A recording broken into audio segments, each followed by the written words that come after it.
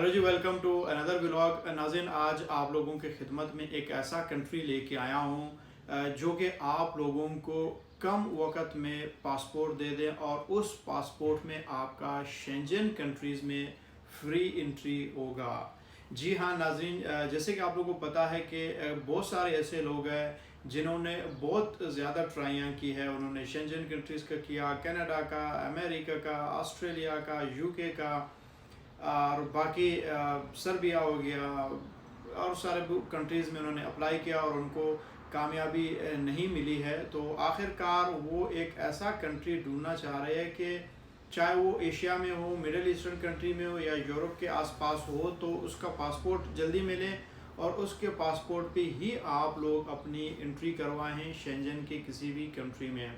जी हाँ नाजरीन, इस वक्त ऐसे भी कंट्रीज़ है जो कि शेंजन का उनके साथ कोई ऐसा डीलिंग होती है कि भाई आप अगर स्पेनिश बोलते हैं या फिर आप पुर्तगीशी बोलते हैं तो आपका ज़ुबान, आपका कल्चर बिल्कुल हमारे जैसा हो। तो आप लोगों के लिए, जिस तरह मैं इस वक्त पुर्तगाल और अगर स्पेन की भी बात करूं, कुछ ऐसे कंट्रीज़ है जहां पे स्पेनिश बोली जाती है, पुर्तगीशी बोली जाती है, तो उन लोगों के लिए इमिग्रेशन का यहाँ पे होना बिल्कुल मुख्तलिफ है, डिफरेंट है। या फिर वो अपने पासपोर्ट पे यहाँ पे आते हैं, उनको इमिग्रेशन की या पुर्तगाल स्पेन की टीआरसी की ज़रूरत ही नहीं होती है, और अगर नहीं है तो फिर वो फ्री एंट्री भी उनकी हो सकती है। दूसरी बात यह है कि पाकिस्तानी लोग हमेशा यही है, शॉर्टकट ढूंढते हैं और हम भी इसी तरह आप लोगों की खिदमत में लगे रहते हैं और कहीं ना कहीं से कोई ऐसा तरीका, ऐसा निज़ाम आप लोगों के लिए ढूंढ के ले आते हैं कि भाई इस कंट्री के लिए अगर आप अप्लाई करेंगे तो इसका पासपोर्ट आपके पास आ जाएगा, तो फिर उसके बाद आप शेंजन के किसी भी कंट्री में मूव हो सकते हैं। जी हाँ नाजरीन,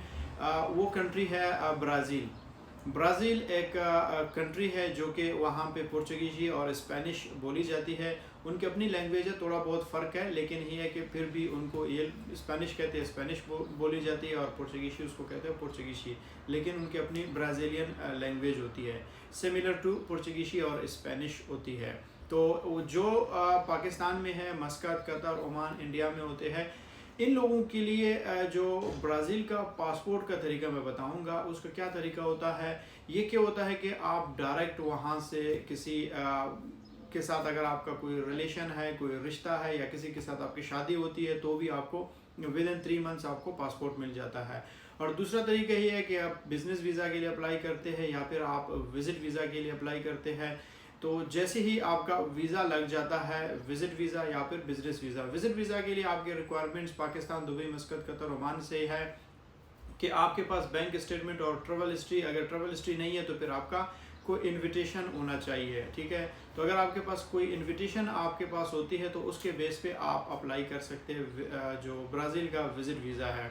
और विज़िट वीज़ा जब आप वहाँ पे पहुँचते हैं, वहाँ पे अपनी एक इमिग्रेशन का सिस्टम होता है, या फिर आप विज़िट को वर्क पे कन्वर्ट कर सकते हैं या फिर आप कोई बिज़नेस में इसको कन्वर्ट कर सकते हैं।